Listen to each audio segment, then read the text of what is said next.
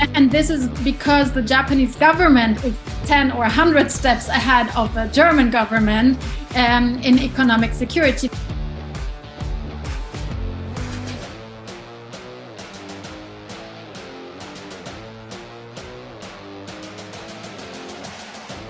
Such as microelectronics, quantum computers, robotics, AI, biotechnology. はい、ピボットの竹下です。今日はですね、テーマは経済安全保障です。よくメディアで聞く言葉なんですが、これ何かっていうのと、あとはですね、実は日本がこの議論、世界をリードしているということが起きています。なので今日はですね、ドイツ、日本と関係は深い国なんですけど、欧州外交評議会のドイツの日本フェロー、ジャパンフェローのエリ・ポールカンプさんに話を聞いてみたいと思います。今、ドイツにいますので、早速つないでみたいと思います。Hi, Elli Pohlkamp, welcome to Pivot.Thank you very much. Thank you so much for hosting me today. So you're in Berlin right now? I'm in Munich, actually. Oh, Munich. Yeah, I am based in Berlin, but I'm working from Munich. Okay, so Elli-san, so you're an expert in Japan, geopolitical Japan analyst. So just for the sake of introducing you to our Pivot audience, what made you interested in Japan at the first place? Well, that's actually a very personal story because I was in an international school and I started having Japanese lessons in 9th grade. And then I had a student exchange in 10th grade and I went to Tokyo, to Tamagawa Gakuen actually. And this was my first contact with Japan and I really liked it and I enjoyed it. And I had a very, very nice Japanese family I was living with. And so I did it until the end of high school. And then I started studying Japanese studies and combining them with international relations and political studies. And this is my story, how I ended up dealing with Japan actually, because I have been interested in the country since I was a young student. Great. So let's go into the details. We want to talk about economic security because we hear 経済安保 in the news every day, but it's very hard for us, especially Pivot. Our audience is next generation business leaders, people in startups. Could you explain to us why economic security is such an important topic these days? Yeah, well, basically economic security is essential for the stability, prosperity, and resilience of a country. A stable and secure economy underpins national security, fosters job creation, enables trade and global influence, can strengthen social welfare, and can promote innovation.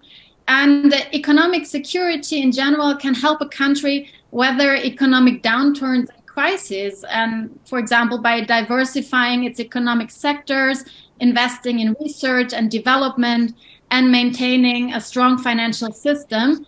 Elli, so you are also an expert on public opinion. Do you see any difference between Germany and Japan in terms of the public reacting to topics such as economic security?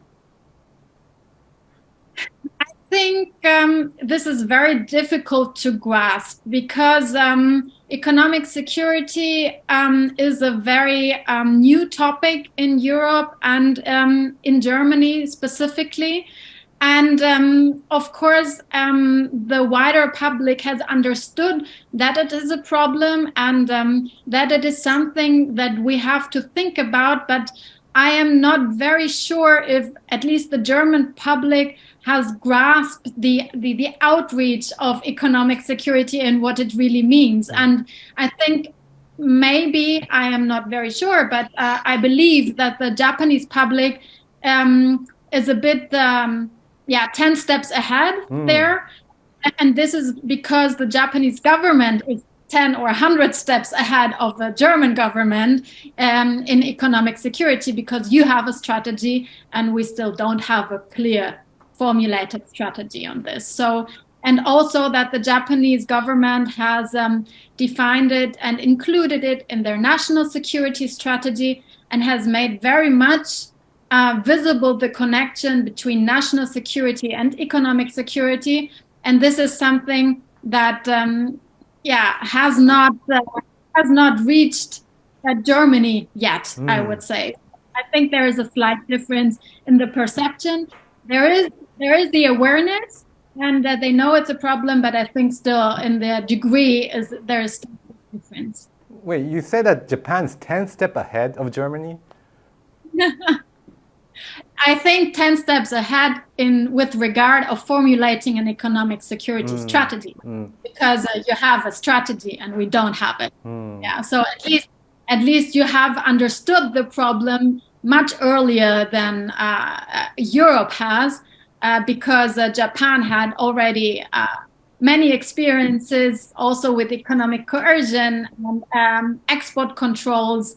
When I remember 2010, the dispute with China and the export stop of critical minerals that led to an industrial difficulties in Japan and a stop of manufacturing. And this was, at least for experts like me, interpreted as a wake-up call. Okay, we have to do something. And this is, in my perspective, where Japan already started thinking about economic security and that measures are necessary.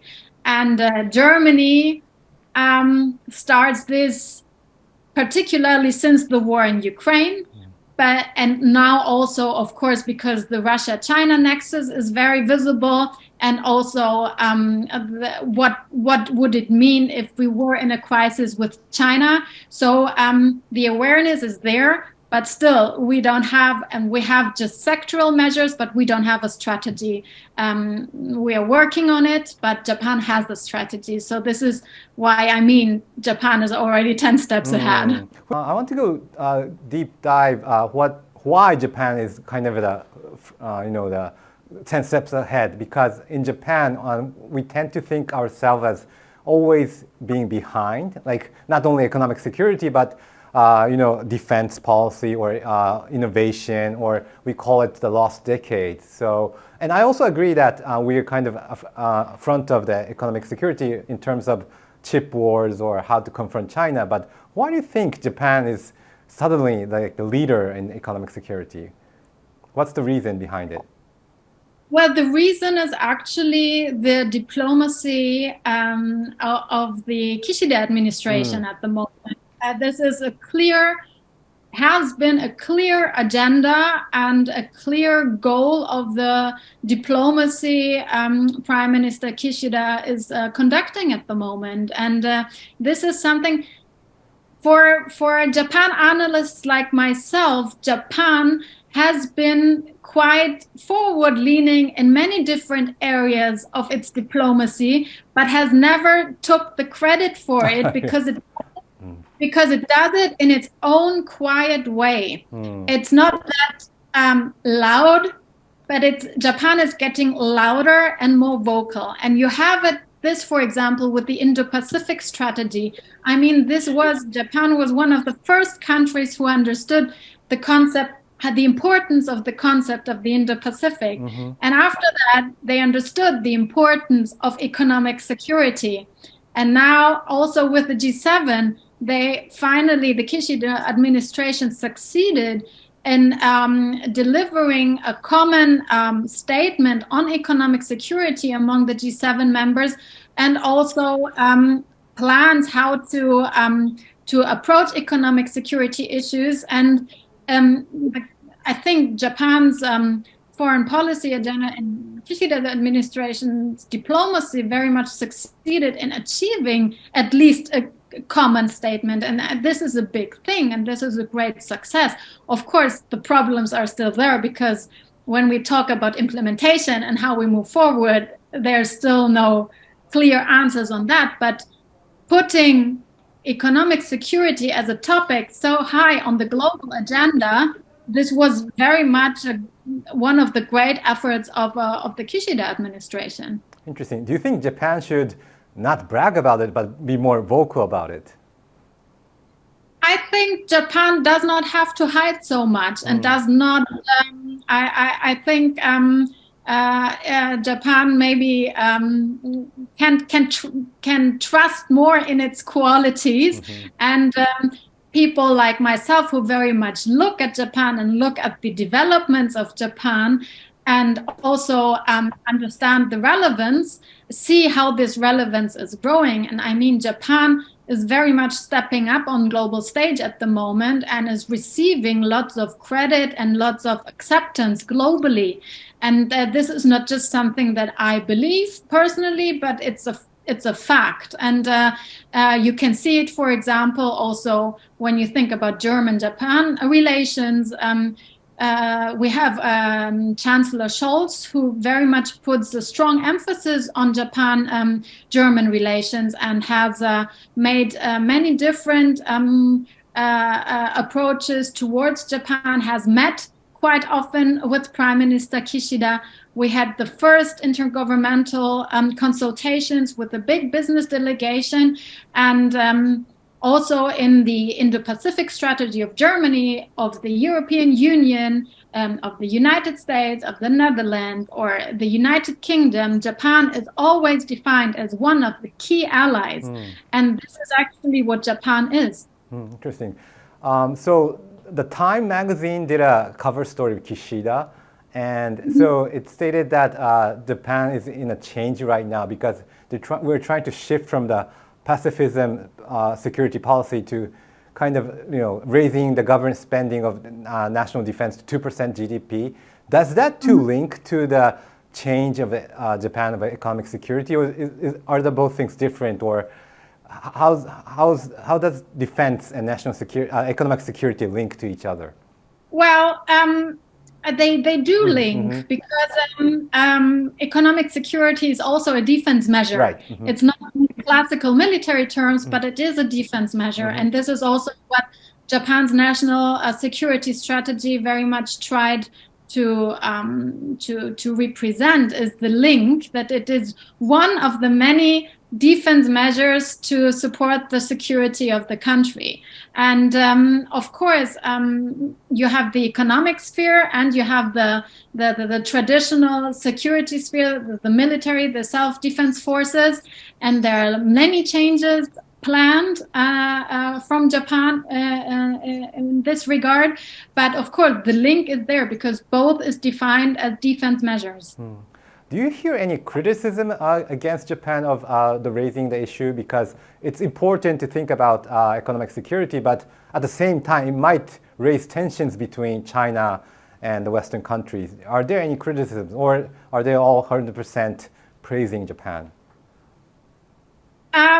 I believe, no, there's no criticism because it is very much understood as a necessary step and also as a quite logic reaction to the geopolitical circumstances Japan is surrounded with. And I mean, thinking about the situation in Europe and the European security theater, very much almost every country is forced to think about its own national security because we are now in a situation we were confronted with a dramatical change in the security architecture and the understanding that it cannot be as it was, and has also arrived here and also in Germany. The very famous Zeitenwende speech of our Chancellor, Prime Minister Scholz.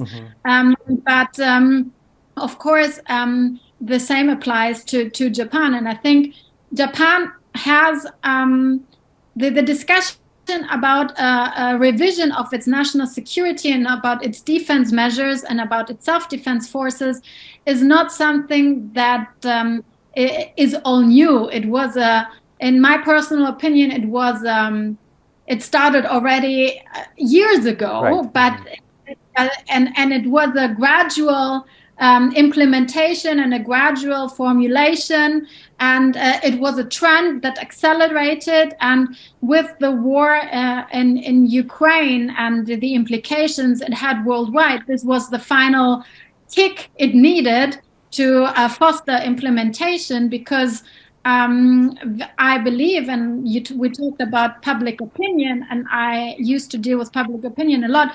The public opinion has to be on board with this, and I believe that to make such a big overall in its national security strategy and everything which is attached to it in Japan was only possible because the support of the public opinion was there, and this was because of also the war in Ukraine showed what could actually be possible. So how's the public opinion changed? So you said since you first came to Japan, how has it changed? It has changed because the awareness of the threat perceptions has changed, and this is not something only that concerns Japan, but the whole Indo-Pacific and now also the whole world.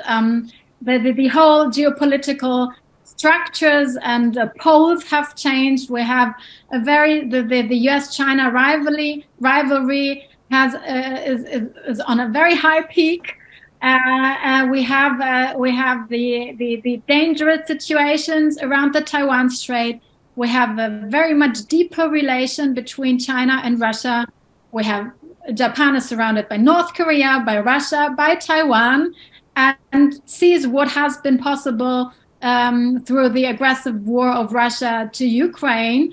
And I think this made the Japanese public very much aware that it is necessary to take steps to be prepared. It's not that, World War III is right in front of the door, but at least to be prepared before it's too late. And I believe this awareness has changed.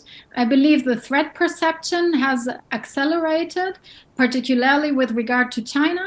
On economic terms, because it's an economic threat, it's a military threat, and it's a threat in the whole Indo-Pacific region, not only for Japan, but also for neighboring countries.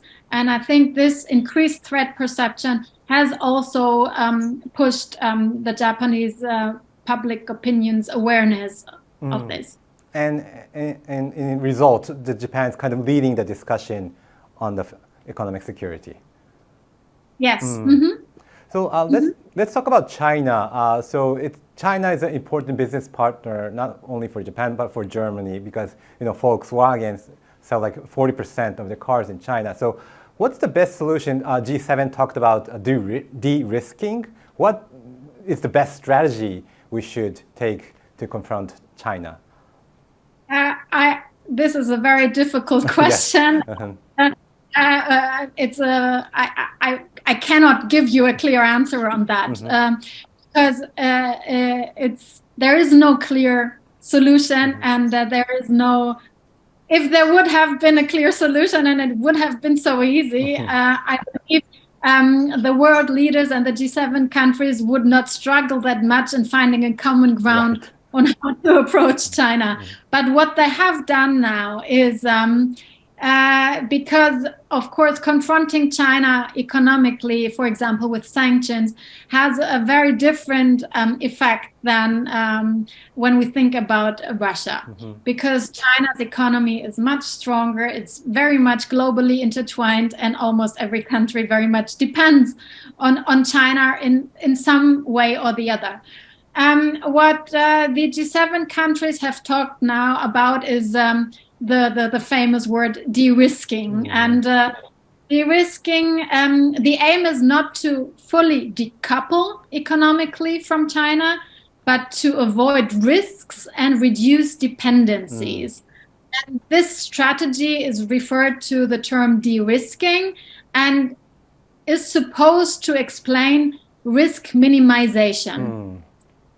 The G7 tries now to formulate concrete steps toward a common economic resilience policy based on diversifying and deepening partnerships with friendly nations and like-minded partners, and de-risk and not decouple. This is something they really very much emphasized. So risk reduction and not decoupling. And this was also this term was very much influenced by the European Union and was firstly introduced by Ursula von der Leyen when she said that it is necessary to develop new tools of defense in critical areas, especially in high-tech areas, such as microelectronics, quantum computers, robotics, AI, biotechnology, and that we should not fully decouple because full decouplement would not be possible, but we should de-risk. So this is actually a wording that where the G7 countries found common ground, and it's supposed to characterize the common approach. In my personal opinion, the dangers lie now in the interpretation and the various interpretation of each country, how they really implement the understanding of what de-risking really means. So because we have defined de-risking, we have said we have defined an approach, which is de-risking. We have said that it's risk minimizing, but that's it. Yes. And there's a big range of interpretation still out there. And the danger is now that this, there's misinterpretation, different interpretation, different approaches again. So this is actually clearly shows how difficult it is to find a common approach. Yeah. Right. So is it fair to say that de-risking is a more softer approach compared to decoupling? Of course it is, because it still leaves everything very much open. After the G7, and this was in social media, for example, by various political analysts, it was very much criticized, but Chancellor Scholz very much emphasized the de-risking characteristic, and that there are still so many possibilities to cooperate with China and to interact with China, and that he very much emphasized that he still wants to do business with China. And the explanations where he wants to decouple or where he wants to detach were very limited, and there was great criticism around analysts and policy experts on that. But this is actually what it is. Yeah, let's talk about chips and semiconductors, because it's a very important. People say that's the oil of the 21st century, and how do you look at the situation right now? Because last year, since October 2022, the Biden administration has been very tough on China, and they're trying to protect the semiconductor system as it is. So how do you see that current situation?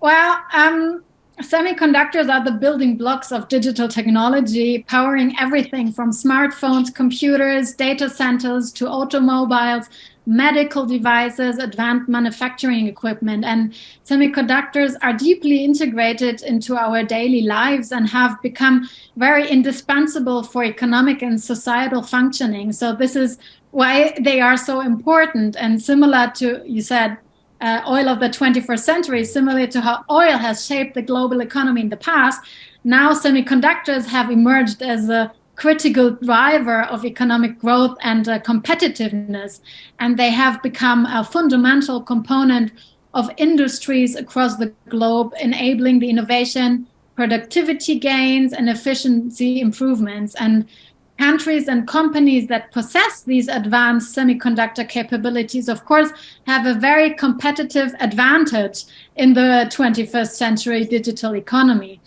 And also semiconductors have gained a very geopolitical significance, as you already said. Countries have recognized that semiconductors are vital for national security, economic competitiveness, and technological sovereignty. And ensuring a reliable and robust semiconductor supply chain has become a very strategic imperative. And this is why it has led to many international debates about domestic production, supply chain diversification, and also international collaborations, for example, between the UK and Japan during the G7 summit. And lastly, the demand for semiconductors has been increasing very much because industries and technology-driven industries are also growing. And while the supply has faced challenges such as capacity constraints, production disruption, and market fluctuations, and this imbalance between supply and demand has led to a big and increased competition. And this is why it is such a volatile and hot topic at the moment. Yeah, one of the important players of semiconductors is TSMC of Taiwan, and they're building a factory in Kumamoto, and maybe in the future the second plant. Is this an important move for both Taiwan and Japan, also the NATO alliance?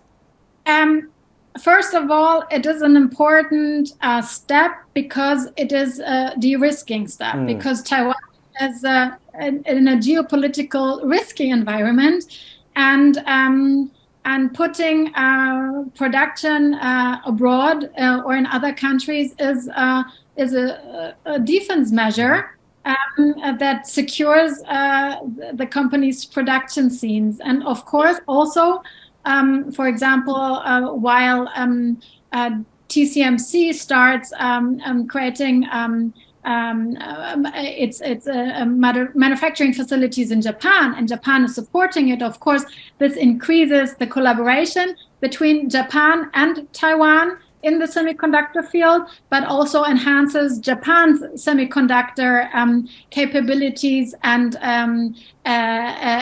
qualities. First, because of this interaction, and second, also because it puts Japan very much also on the plate with regard to semiconductors, since Japan also tries very much to increase its semiconductor production capabilities, which of course differ very much from the Taiwanese standards and from the Taiwanese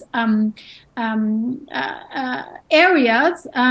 But it's a very, very de-risking movement, actually. Right. So let's talk about your doctoral thesis about public opinion. So I think everyone understands that semiconductor and chips are important, because if there's no TSMC, there will be no iPhone, the newest iPhone, or no PCs, or even a coffee maker. But at the same time, it's difficult for a regular business person to do something about it, because we know it's important, but what should we do? Do you think there are anything we can do about it, or should we raise our voice or vote for politicians? Or can you explain the connection between public opinion and policies such as economic security, since it's a big topic for a regular business person to think about? Yeah, for the single person to do something is, of course, when you think about the bigger picture and the grand, it's difficult. But what public opinion in general can do is exert pressure on policymakers by influencing domestic political dynamics. So elected officials are very sensitive to public sentiment, as it can affect their popularity, of course, and re-election prospects, and the overall stability of their government. And I mean, Japan has very big experiences before the late Prime Minister Abe. Japan had lots of changes in its prime minister, and so and many prime ministers had to resign. And public opinion has the possibility to shape agendas and move priorities, and also particularly move the rhetoric of policymakers, how they talk, and pushing them to consider public preferences in particular fields in foreign policy decision making. But of course, for this, the public opinion has to be vocal by, for example, media, journals, like Pivot, for example.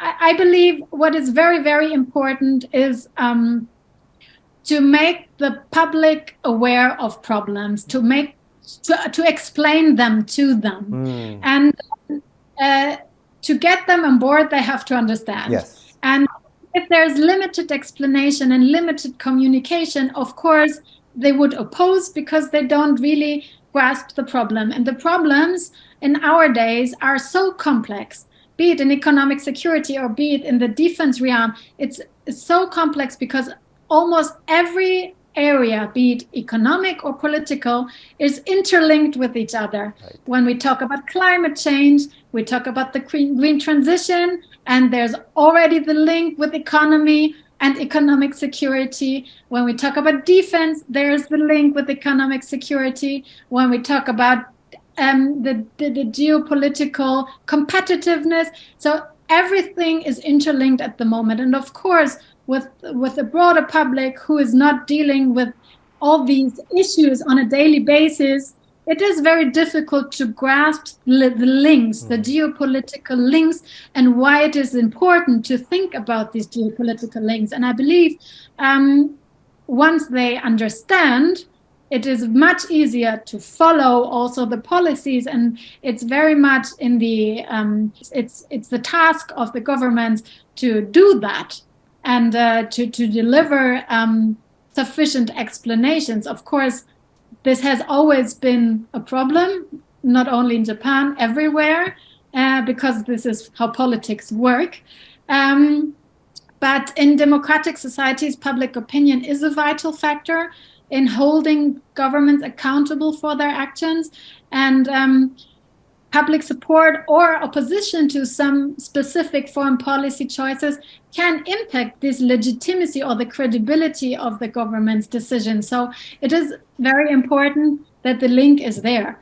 And we have a very interesting example now in Germany, where I believe that it is now quite visible that the governmental rhetoric, for example, towards China is very, let's say, medium, but public's perception, what kind of the threat China poses, is much higher than the communication of the government. Oh, the public is higher. Yes, I believe that the German public has understood much more than you would actually think how big the China threat is. But the communication of the government is still on medium level. Of course, they also know the problem, but how they communicated is still very, very limited. So this is a quite interesting development. Why is that? Why is kind of the German public, kind of aware much more than the government? Well, the government is aware, of course, but the way they communicate and the way they, how they explain the problem, and for example, Chancellor Scholz, who very much talks about this de-risking and cooperate, not fully decouple, but everyone, or not everyone, but at least a big majority very much is aware of, if something happens on the Taiwan Strait, what global effects this would have. The German public does know that. So, of course, they cannot give you an answer how to deal with it, but they have understood that there is a major threat there. And also within the European Union, there has the European Union, who used to lack about how to approach China and how to define China, a strategic rival, a partner, a threat, for example. I mean, a lot has happened in the last year. A lot of measures have been implemented in a very, very short time. So in times of crisis, fast action is possible. And this is also something that the German public has understood. And I think this is something that has also to be communicated properly. It's a really interesting point. So I would like to move on to the final question. I read your article that Japan is now the new center front, and the West should learn from Japan. So we want to ask you, what roles can Japan play in the world of economic security? But first of all, in a rate from 1 to 100, 100 being the most perfect, what point do you rate Japan so far? How many points should Japan get? Japan or Japan's economic security? Japan's economic security. Okay. Well, it depends on what kind of angle you look at this, because thinking about that Japan has, as I already said a couple of minutes ago, that Japan has a strategy, has a definition, has defined an approach, this is already pretty good. And I mean, we're close to the 100 because Japan has done this step. In terms of implementation, I mean, Japan is still in the process of kicking implementations off. So it's very hard to rate it because we are not there yet. Sure. So well, if you want a comparison, compared to the European Union or let's say Germany, that at least Japan has understood the urgency of economic security, then of course I rate it very high. Mm-hmm. Okay. But in terms of implementation and the steps that they are necessary, we will see. I mean, the next year will show. It's not that now that you have the strategy, the work is done. I mean, this is now where the work starts, actually. This was the first necessary step, but the steps that are following now are much more important. And there you really have to look at the bits and pieces, how much Japan has moved forward on which area and where not. And so this is why it's very difficult to rate it by number. But at least Japan has an approach, has made global awareness of economic security, has a very strong voice because everyone connects economic security with Japan. And I think for this, it deserves a very quite high rate.